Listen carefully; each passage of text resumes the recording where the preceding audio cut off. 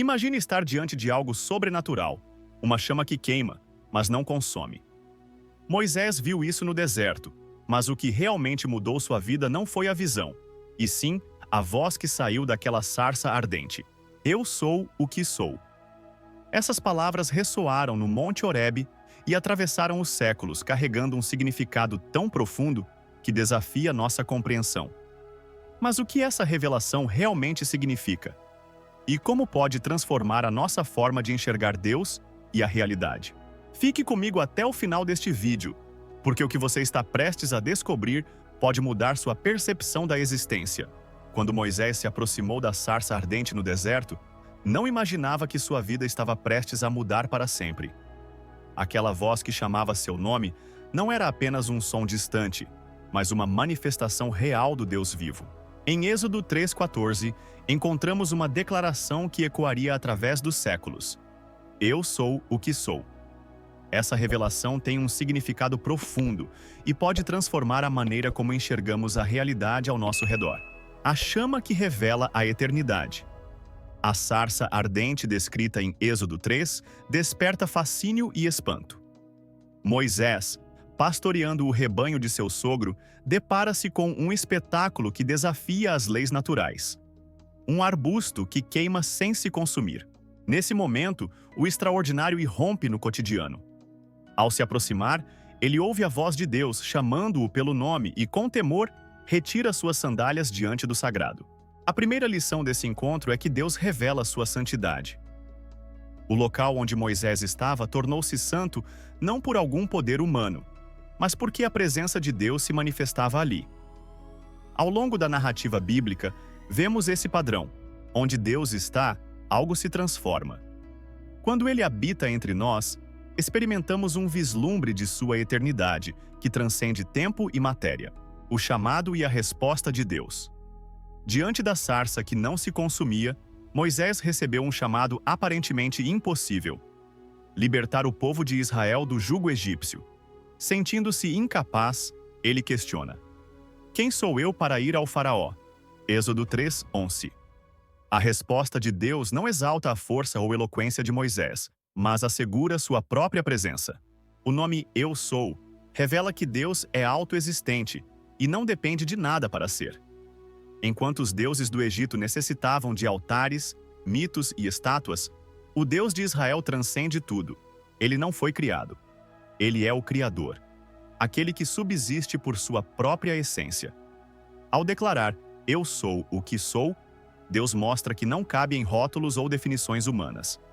Essa revelação também ecoa no Novo Testamento, quando Jesus declara: antes que Abraão existisse, eu sou.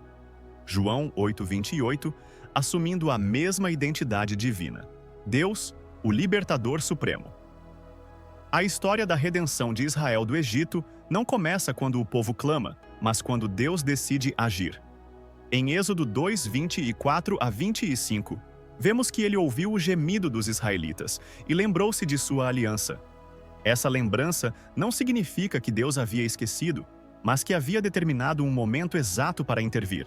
As pragas enviadas ao Egito foram mais do que meras calamidades.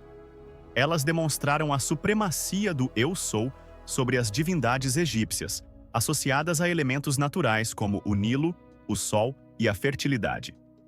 Em Êxodo 12:12, Deus declara que executaria juízos sobre todos os deuses do Egito, revelando que nenhum outro poder pode se comparar a ele. A Páscoa, estabelecida em Êxodo 12:21-28, tornou-se um memorial da libertação. O sangue do cordeiro nos umbrais das portas simbolizava a fé na promessa divina de que o anjo destruidor passaria adiante. Mais tarde, diante do Mar Vermelho, o medo tomou conta dos israelitas, mas Moisés declarou: não temais, aquietai-vos e vede o livramento do Senhor. Êxodo 14:13. Quando as águas se abriram, o Eu Sou mostrou que seu poder criador ainda operava na história para redimir seu povo. A presença de Deus na caminhada. Uma das maiores provas do cuidado divino foi a jornada de Israel pelo deserto. Deus os conduziu com uma coluna de nuvem de dia e uma coluna de fogo à noite. Êxodo 13:21, assegurando sua presença constante. Mesmo em momentos de fome e sede, ele proveu maná e água da rocha. Em Deuteronômio 8:3, Moisés recorda que Deus os alimentou para que compreendessem que nem só de pão viverá o homem, mas de toda palavra que procede da boca do Senhor. No Monte Sinai, Deus entregou a Moisés as tábuas da lei. Êxodo 20, estabelecendo um pacto com seu povo. Aquele que se revelou como Eu Sou continua sendo o mesmo hoje. Ele é o Deus que liberta, sustenta e guia. Quando compreendemos essa verdade, nossa fé é fortalecida, pois sabemos que Ele caminha ao nosso lado, imutável e soberano sobre todas as coisas. Os mandamentos dados ao povo de Israel não eram apenas um conjunto de proibições, mas a manifestação do caráter santo de Deus, o Eu Sou. Eles tinham o propósito de orientar o relacionamento do povo tanto com o Senhor quanto entre si. Cada preceito apontava para a harmonia que Deus desejava estabelecer. Israel deveria ser um povo distinto das outras nações, vivendo de maneira que refletisse a santidade divina. A lei, por um lado, revelava o padrão divino de justiça e, por outro, demonstrava a necessidade da graça. Cada preceito apontava para a harmonia que Deus desejava estabelecer. Israel deveria ser um povo distinto das outras nações, vivendo de maneira que refletisse a santidade divina. A lei, por um lado, revelava o padrão divino de justiça e, por outro, demonstrava a necessidade da graça. Somente confiando plenamente no Deus eterno, o povo teria força para obedecer. Seu propósito nunca foi tornar os seres humanos autossuficientes, mas sim dependentes da infinita bondade do Eu Sou. Logo após a grandiosa manifestação divina no Sinai, algo surpreendente aconteceu. A impaciência do povo levou-os a construir um bezerro de ouro para a adoração. Êxodo 32. Esse ato de idolatria revelou a tendência humana de substituir o eterno pelo passageiro. Mesmo tendo testemunhado milagres, Israel voltou-se para um ídolo feito por mãos humanas. Quando Moisés confrontou essa idolatria, ficou evidente que Deus não divide sua glória com ídolos. Esse pecado de criar falsos deuses se repetiria muitas vezes ao longo da história de Israel. Mas Deus, em sua paciência, sempre os chamaria ao arrependimento. Esse relato permanece como um alerta para nós, pois ainda hoje somos tentados a buscar respostas em coisas temporárias, esquecendo-nos do Deus eterno. Ao longo da Bíblia, Deus reafirma que não há outro além dele. Em Isaías 45:5, ele declara: Eu sou o Senhor, e não há outro. Fora de mim, não há Deus. Essa exclusividade não é um capricho divino, mas a realidade. Somente Ele possui a vida em si mesmo. Quando Jesus afirmou: Eu sou o caminho, a verdade e a vida, João 14:6, estava revelando que o acesso ao Pai é possível apenas por meio dele. Os israelitas libertos da escravidão deveriam refletir essa verdade, pois o Deus que os tirou do Egito é o único digno de adoração. Nenhuma forma de idolatria poderia ocupar esse lugar. O Eu Sou não governa apenas os corações de seus servos, mas também a própria história. Os livros proféticos mostram como Deus anuncia o futuro, revelando que nada escapa ao seu conhecimento. Em Isaías 46, versículos 9 a 10, ele diz: Lembrai-vos das coisas passadas desde a antiguidade, que eu sou Deus, e não há outro. Meu conselho permanecerá, e farei toda a minha vontade. Essa soberania, no entanto, não transforma os seres humanos em meros fantoches. Pelo contrário, Deus convida cada pessoa a cooperar com seus propósitos. Até mesmo ações motivadas pelo mal acabam servindo ao plano divino. Um exemplo disso é a história de José, que disse aos seus irmãos: Vós intentastes o mal contra mim, porém Deus o tornou em bem. Gênesis 50:20. Isso demonstra que Deus conduz cada detalhe da história para cumprir seus desígnios. A aliança é um tema recorrente no Antigo Testamento. Deus fez pactos com Noé, Abraão e Israel, sempre se comprometendo a agir e abençoar, apesar das falhas humanas. Em Deuteronômio 7:9, lemos: Saberás, pois, que o Senhor teu Deus é Deus, o Deus fiel, que guarda a aliança. Sua fidelidade contrasta com a inconstância humana. Mesmo quando o povo quebrava a aliança, Deus insistia em chamá-los de volta. O livro de Oséias retrata esse amor inabalável, comparando-o à relação entre o profeta e sua esposa infiel. O caráter imutável de Deus traz esperança de restauração àqueles que se arrependem. Desde os tempos antigos, Deus já apontava para a vinda do Messias, que libertaria seu povo de forma definitiva. Isaías 53 descreve o servo sofredor que carregaria as iniquidades de muitos. Deus não apenas agiu no passado, mas também preparou a redenção futura. O mesmo Deus que falou a Moisés estava preparando o caminho para enviar seu próprio filho. Quando Jesus veio à Terra, ele não apenas anunciou o reino de Deus, mas também manifestou a própria presença divina. Nos evangelhos, ele usa várias vezes a expressão "eu sou". Eu sou o pão da vida, João 6,35. Eu sou a luz do mundo, João 8,12. Essas declarações não são apenas simbólicas, mas confirmam que ele compartilha da mesma identidade do Pai Eterno. Com sua encarnação, Jesus trouxe a revelação máxima de Deus. João 1,14 afirma: "O Verbo se fez carne e habitou entre nós."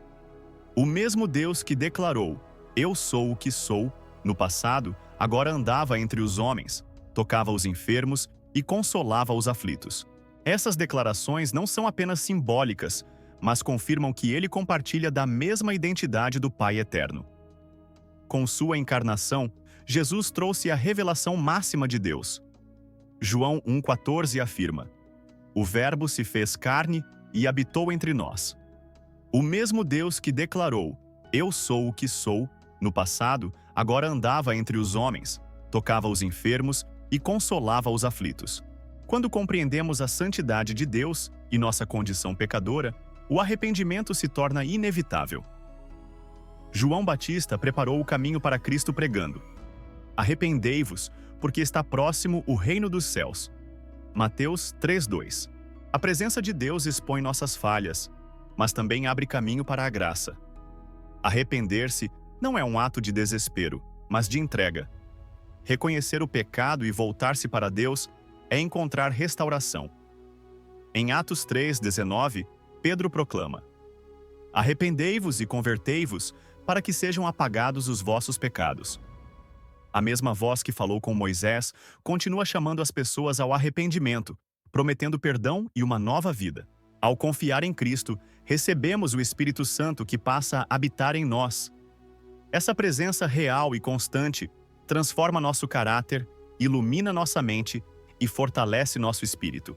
No Pentecostes, Atos 2, os discípulos experimentaram o poder capacitador do Espírito, que os encheu de coragem para proclamar o Evangelho. Paulo destaca em 2 Coríntios 3,18 que somos transformados de glória em glória, como pelo Senhor, o Espírito. Assim, o mesmo Deus que declarou "Eu sou o que sou", não apenas se revelou externamente, mas deseja agir internamente, tornando-nos novas criaturas. Cada cristão é um templo vivo onde Deus habita. O sacrifício de Cristo selou uma nova e eterna aliança, Hebreus 9,15, garantindo que aqueles que o seguem sejam parte do seu plano redentor. Diferente dos pactos estabelecidos no Antigo Testamento, que exigiam a repetição contínua de sacrifícios, o sacrifício de Jesus foi completo e definitivo. Agora, temos acesso direto ao Pai, sem depender de rituais ou da intermediação de sacerdotes humanos. A nova aliança não anula a revelação anterior, mas a cumpre plenamente. Deus continua sendo santo e soberano, mas o véu que nos separava de sua presença foi rasgado. Mateus 27, 51. Podemos nos aproximar dele com confiança, sabendo que somos recebidos como filhos amados. Quando Jesus afirmou: "Eu sou a videira, vós sois os ramos", João 15,5, ele enfatizou a importância de permanecermos ligados a ele. Sem essa conexão, não há vida espiritual genuína. Dependemos dele para fortalecer nossa fé, guiar nossos passos na jornada cristã e vencer o pecado. Permanecer em Cristo é um compromisso diário de dependência, reconhecendo que tudo o que fazemos para Deus só tem valor se for conduzido por Ele. Como Paulo declara em Filipenses 4,13, tudo posso naquele que me fortalece, pois nossa força vem do Senhor e não de nós mesmos. Os frutos que produzimos resultam da vida dele fluindo em nós. A palavra de Deus também nos aponta para o retorno de Cristo. Ele prometeu voltar para buscar seu povo e estabelecer novos céus e nova terra, onde a justiça reinará, 2 Pedro 3,13. Essa promessa nos enche de esperança em meio às incertezas do mundo, pois Deus não está restrito ao passado ou presente, mas também governa o futuro. Em Apocalipse 21, João descreve a visão do dia em que Deus enxugará toda lágrima, e a morte, o pranto e a dor deixarão de existir. Esse futuro glorioso é a consumação do plano divino, onde o mal será definitivamente vencido. A igreja é composta por aqueles que receberam a mensagem de Cristo. Em Atos 2, vemos como os primeiros cristãos viviam em comunhão, compartilhavam suas refeições e oravam juntos, sendo fortalecidos pelo Espírito Santo. Essa comunidade não se baseia em tradições humanas, mas na pessoa viva de Jesus, que é o cabeça da igreja. Colossenses 1:28. Quando nos reunimos como corpo de Cristo, experimentamos a graça de Deus em unidade, através da adoração, da oração e do aprendizado. Os dons espirituais são dados para a edificação mútua, antecipando o dia em que veremos Deus face a face. Jesus nos enviou para fazer discípulos de todas as nações. Mateus 28:19. Aquele que disse, "Eu sou", não está limitado por barreiras geográficas ou culturais. Seu desejo é que todos conheçam sua graça redentora. Em Atos 1:8, somos lembrados de que receberíamos poder ao sermos revestidos pelo Espírito Santo para testemunhar até os confins da terra. Assim como Moisés foi enviado ao Egito, nós somos enviados ao mundo para proclamar a mensagem do Deus vivo que oferece libertação. A caminhada cristã não está isenta de desafios. Personagens como Abraão e Moisés enfrentaram dificuldades, mas encontraram em Deus a força para continuar. Sua fidelidade permanece inabalável, independentemente de nossas fraquezas. Em Hebreus 13:8, lemos: Jesus Cristo é o mesmo ontem, hoje e eternamente. Ele nunca muda, não abandona seus filhos e cumpre todas as suas promessas. Ter essa certeza nos dá coragem para enfrentar as adversidades, sabendo que o mesmo Deus que abriu o Mar Vermelho continua agindo hoje.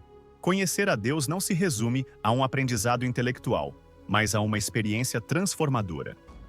Jeremias 9:23-24, nos ensina que a verdadeira sabedoria está em compreender quem é o Senhor. Esse conhecimento dá sentido à vida, pois revela que há um Criador envolvido com sua criação. Muitos buscam preencher o vazio interior com conquistas materiais, status ou relacionamentos, mas a verdadeira alegria vem de caminhar com Deus e perceber que Ele se importa com cada detalhe de nossa história. A Bíblia nos mostra que Deus não é uma entidade distante, mas um Pai presente e compassivo. Enquanto outras culturas viam suas divindades como inacessíveis, a Escritura nos apresenta um Deus que ouve o clamor dos oprimidos e intervém para libertá-los. Êxodo 3. Saber que Ele continua ativo hoje muda nossa perspectiva diante das dificuldades. Davi expressa no Salmo 139 sua admiração pelo fato de Deus conhecer cada pensamento e palavra antes mesmo que sejam ditos. Isso nos revela um Deus íntimo, que cuida de nós e nunca nos deixa sozinhos. Além disso, conhecer Deus nos fortalece em nossa identidade. Fomos criados à sua imagem e semelhança. Gênesis 1:26. O que significa que temos um valor inestimável e um propósito divino. Nosso valor não depende do que fazemos, mas de quem Deus é e do que Ele diz sobre nós. Assim, a opinião dos outros se torna secundária e encontramos satisfação na verdade eterna. O crescimento espiritual é um processo contínuo, pois Deus é infinito em sua grandeza. Em Efésios 3:18-19, Paulo ora para que os crentes compreendam a profundidade do amor de Cristo, algo que ultrapassa nossa capacidade de entendimento. Isso nos leva a uma postura de humildade e reverência diante dele. A alegria mencionada nas Escrituras não se trata de uma euforia passageira, mas de uma satisfação duradoura, que vem da presença de Deus, mesmo nos momentos difíceis. Em Neemias 8 e 10, o povo é lembrado de que a alegria do Senhor é a nossa força. Uma verdade que permanece até hoje. Ao conhecer mais sobre Deus, aprendemos a amar o que Ele ama e a valorizar a justiça, a compaixão e a verdade. A vida cristã não se trata de seguir regras vazias, mas de um relacionamento genuíno com o Criador. É nessa conexão com Ele que encontramos alegria e paz, mesmo nas circunstâncias mais difíceis.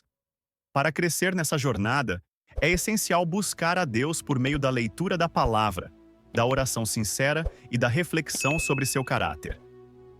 Quanto mais nos aproximamos dele, mais ele se revela a nós de maneira profunda e pessoal. Nos dias atuais, vivemos em um ritmo acelerado. Enfrentamos pressões no trabalho, inseguranças diante das crises e incertezas sobre o futuro. Mas Jesus nos ensina, em Mateus 6:25-34, a confiar no Pai, que cuida das aves do céu e veste os lírios do campo com beleza. Se Ele cuida da criação, quanto mais cuidará de nós, seus filhos amados. Essa ilustração impactante mostra, de forma simples, que se Deus cuida de toda a criação, quanto mais Ele sustentará aqueles que o buscam. A ansiedade geralmente surge quando tentamos controlar situações que estão além do nosso alcance. A orientação bíblica não sugere irresponsabilidade, mas nos ensina a reconhecer nossos limites e entregar a Ele os desafios que não conseguimos resolver. Em Filipenses 4, 6-7, Paulo reforça essa ideia ao encorajar os cristãos a não se angustiarem, mas a apresentarem suas necessidades a Deus com gratidão. Ao entregarmos nossas preocupações ao Senhor, experimentamos uma paz que não depende das circunstâncias. As Escrituras relatam várias histórias de pessoas que, em meio a situações difíceis, escolheram confiar em Deus. O profeta Elias, por exemplo, viveu em um período de grande idolatria em Israel, quando os profetas de Baal dominavam a nação. 1 Reis 18. Mesmo se sentindo sozinho, ele acreditou que Deus estava ao seu lado. Sua oração no Monte Carmelo demonstrou uma fé que superou o medo, e o fogo que desceu do céu confirmou que Deus permanece presente, mesmo nos momentos mais desafiadores. Essa confiança que vence a ansiedade não surge instantaneamente. Ela é desenvolvida ao longo do tempo, por meio de um relacionamento constante com Deus. Cada experiência de vida se torna uma oportunidade para crescer espiritualmente e aprender a depender dele. Quando lançamos sobre Deus nossas preocupações, passamos a valorizar o que é eterno e entendemos que nossa vida está nas mãos de um Pai que nunca falha. Essa confiança que vence a ansiedade não surge instantaneamente. Ela é desenvolvida ao longo do tempo, por meio de um relacionamento constante com Deus. Cada experiência de vida se torna uma oportunidade para crescer espiritualmente e aprender a depender dele. Quando lançamos sobre Deus nossas preocupações, passamos a valorizar o que é eterno e entendemos que nossa vida está nas mãos de um Pai que nunca falha. Esse tipo de dependência muda a maneira como lidamos com as notícias e os desafios diários. Em vez de sermos dominados pelo medo, encontramos refúgio em Deus, que governa todas as coisas. Salmo 46. A ansiedade geralmente se fortalece quando nos prendemos ao que é passageiro. No entanto, ao lembrarmos das promessas divinas, reconhecemos que Ele é o mesmo Deus que sustentou seu povo no deserto, multiplicou os pães e peixes e fortaleceu os discípulos após a ressurreição de Cristo. A confiança que nasce do conhecimento de Deus não se resume a um alívio momentâneo, mas gera esperança no que Ele pode fazer em nós e através de nós. Em Romanos 8:28, encontramos a certeza de que todas as coisas cooperam para o bem daqueles que amam ao Senhor. Ainda que nem sempre compreendamos os propósitos de Deus no momento presente, sabemos que Ele está no controle e pode transformar até mesmo as dificuldades em testemunhos de fé. Além disso, essa confiança está diretamente ligada à obediência.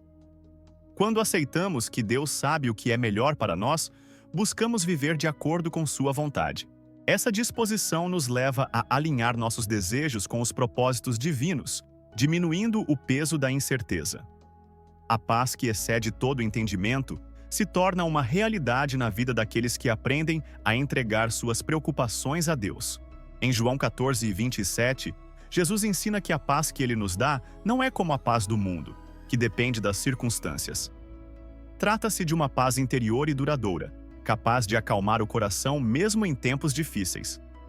Quando essa confiança se torna prática, nossa vida deixa de ser guiada pela preocupação e passa a ser conduzida pela certeza de que Deus está conosco. A Bíblia revela que Deus não é uma força impessoal ou um conceito abstrato, mas um ser vivo que ouve, responde, consola e direciona.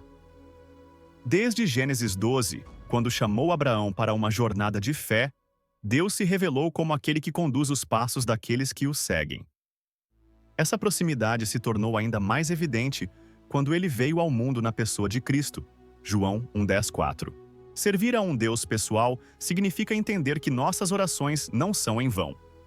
Em 1 Samuel 1, Ana, angustiada por não poder ter filhos, clamou ao Senhor, e ele respondeu, concedendo-lhe a bênção de ser mãe de Samuel. Ao longo da Bíblia, vemos relatos de pessoas que encontraram em Deus não apenas um auxílio em momentos difíceis, mas um amigo fiel. Esse relacionamento íntimo se fortalece na certeza de que Deus conhece nossas dores e alegrias. Isaías 53 descreve o servo sofredor que levaria sobre si as nossas iniquidades. Uma profecia cumprida em Jesus, que experimentou fome, cansaço, tristeza e tentações, mas sem pecado.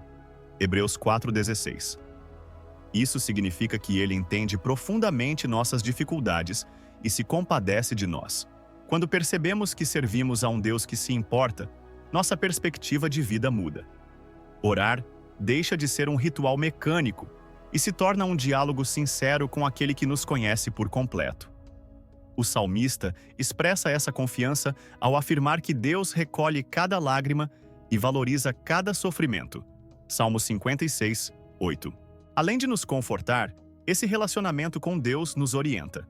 Em Provérbios 3, 5-6, somos instruídos a confiar no Senhor de todo o coração e a não depender apenas da nossa própria compreensão. Ele nos promete direcionar nossos passos quando o buscamos, livrando-nos da incerteza de tomar decisões sem um guia seguro. Esse vínculo pessoal com Deus se reflete em nossa maneira de agir. Quando compreendemos que Ele se envolve ativamente em nossas vidas, somos motivados a agir como Ele agiria. A compaixão, a hospitalidade e a generosidade deixam de ser apenas deveres religiosos e passam a ser expressões naturais de um coração transformado pelo amor divino. Tiago 2 nos lembra que a fé verdadeira se manifesta em obras. O relacionamento com Deus produz frutos visíveis, testemunhando ao mundo sobre sua bondade. Esse chamado não se limita a líderes religiosos ou pessoas especiais, mas se estende a todos que desejam um relacionamento sincero com o Criador. Em Apocalipse 3:20, Jesus diz que está à porta e bate, esperando que o deixemos entrar. Essa promessa revela que Deus deseja uma comunhão profunda com cada um de nós. Aqueles que aceitam esse convite descobrem que a vida cristã não é um fardo, mas uma jornada repleta de propósito, paz e confiança no Deus que jamais nos abandona. Jesus declara que está à porta e bate. Se alguém ouvir e abrir, ele entrará e compartilhará uma refeição com essa pessoa. Esse convite demonstra que não existem barreiras formais que impeçam a proximidade com Deus. Ele anseia por um relacionamento conosco, e quando reconhecemos sua presença ao nosso lado, nossa forma de enfrentar os desafios muda. Cada dificuldade passa a ser vista como uma oportunidade de fortalecer nossa confiança nele. Isso não significa que viveremos sem problemas, mas que sempre teremos ao nosso lado aquele que nos conhece profundamente e nunca permitirá que enfrentemos algo acima de nossas forças. Servir a um Deus pessoal significa desfrutar desde agora das primícias de uma comunhão que se estenderá por toda a eternidade. A verdadeira adoração não está restrita a um local sagrado ou a rituais, mas é um estilo de vida que reconhece a soberania divina. Em João 4:23, Jesus afirma que o Pai procura adoradores que o adorem em espírito e em verdade, mostrando que a adoração transcende cerimônias e tradições humanas. Deus deseja um coração humilde e sincero, disposto a reconhecê-lo em todos os momentos. No Antigo Testamento, o povo de Israel foi chamado a adorar ao Senhor, não apenas no tabernáculo ou no templo, mas também em seu dia a dia. As festas, sacrifícios e ofertas apontavam para um Deus digno de honra em toda a vida. Deuteronômio 6:4-5 nos instrui a amar o Senhor de todo o coração, alma e força, demonstrando que a adoração envolve entrega total. No Novo Testamento, Paulo aprofunda esse conceito ao exortar, em Romanos 12:1, que apresentemos nossos corpos como sacrifício vivo, uma dedicação que ultrapassa os momentos de culto e se reflete na maneira como tratamos os outros, na nossa honestidade e nas motivações de cada atitude. A verdadeira adoração amplia nossa compreensão sobre Deus. Ao contemplá-lo, percebemos sua majestade, misericórdia, justiça e fidelidade. Davi, no Salmo 103, incentiva sua alma a bendizer ao Senhor, recordando seus benefícios. Esse exercício de lembrar o que Deus fez gera gratidão e alimenta uma adoração sincera. O louvor por meio da música é valioso, mas a verdadeira adoração nasce de um coração quebrantado. Nos dias de Jesus, muitos se prendiam a ritos externos sem transformação interior. Ele denunciou essa hipocrisia, afirmando que alguns o honravam com os lábios, mas tinham um coração distante. Marcos 7:6. Essa advertência permanece válida hoje. A adoração deve ser genuína, enraizada em uma compreensão profunda de quem Deus é. Quando adoramos em espírito, permitimos que o Espírito Santo direcione nossos pensamentos e intenções, transformando o culto em um encontro real com Deus. Do 2 Coríntios 3:17, afirma que onde está o Espírito do Senhor, há liberdade. Essa presença divina nos concede espontaneidade no louvor, enquanto a adoração em verdade exige que alinhemos nossa vida às Escrituras. O chamado à adoração é uma resposta natural à grandeza de Deus. Quanto mais o conhecemos, mais sentimos o desejo de glorificá-lo com todo o nosso ser. Essa adoração não apenas nos aproxima dele, mas também impacta aqueles ao nosso redor. Um coração sincero transborda bondade, paciência e misericórdia, refletindo a beleza do Deus que servimos. Por isso, a verdadeira adoração não se limita a um dia específico da semana. É um compromisso diário, pois Deus é digno de honra em todos os momentos. Essa perspectiva nos lembra que não somos o centro do universo, mas servimos a um Rei soberano. Adorar é reconhecer nossa dependência dele e exaltá-lo como a fonte de nossa existência. Esse entendimento nos torna humildes, elimina o orgulho e nos convida a viver em obediência e reverência ao Altíssimo. A Bíblia nos ensina que Deus, que se revelou a Moisés, deseja ser conhecido por todas as nações. Em Mateus 28, 19-20, Jesus nos comissiona a fazer discípulos, refletindo o coração missionário de Deus, que deseja que todos se arrependam e o conheçam. 2 Pedro 3:9. Compartilhar o nome de Deus não é impor uma crença, mas oferecer a verdade que liberta. Em Romanos 10:14, Paulo questiona: como crerão naquele de quem nada ouviram? Nossa missão é conduzir as pessoas ao Criador, mostrando que ele está próximo e se importa. Assim como Filipe explicou as Escrituras ao eunuco etíope, Atos 8, temos o privilégio de anunciar as boas novas. 2 Coríntios 5:20 nos lembra que somos embaixadores de Cristo, e isso exige que nossa vida reflita a mensagem que pregamos. O amor, a honestidade e a compaixão em nossas atitudes são poderosos testemunhos. Moisés hesitou ao ser chamado por Deus, sentindo-se incapaz, Êxodo 4:10. Mas o Senhor garantiu que estaria com ele. Da mesma forma, Deus nos capacita para a missão. A evangelização não depende de nossa eloquência, mas do poder de sua palavra e de seu Espírito. O chamado de Jesus para ir não se limita a fronteiras culturais ou geográficas. Há pessoas ao nosso redor que necessitam da esperança do Evangelho. O Deus que se fez próximo em Cristo continua resgatando aqueles que clamam por ele. Durante seu ministério, Jesus rompeu barreiras sociais, alcançando marginalizados, enfermos e rejeitados. Esse exemplo nos ensina que ninguém está excluído do convite divino.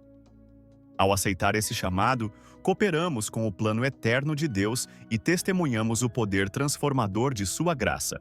Deus é eterno e nos convida a refletir sobre nossa própria eternidade. Eclesiastes 3:11 afirma que ele colocou a eternidade no coração humano. Esse anseio por algo maior encontra resposta nele. Jesus prometeu: "Quem crê em mim tem a vida eterna."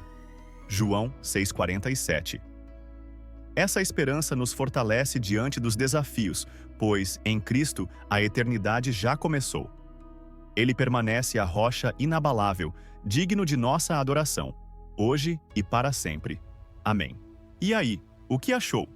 Deixe nos comentários sua opinião ou a cidade de onde você é, para vermos até onde está indo o vídeo. E se você gostou do conteúdo, deixe seu like e inscreva-se no canal. Obrigado por assistir. Que Deus abençoe. Até a próxima.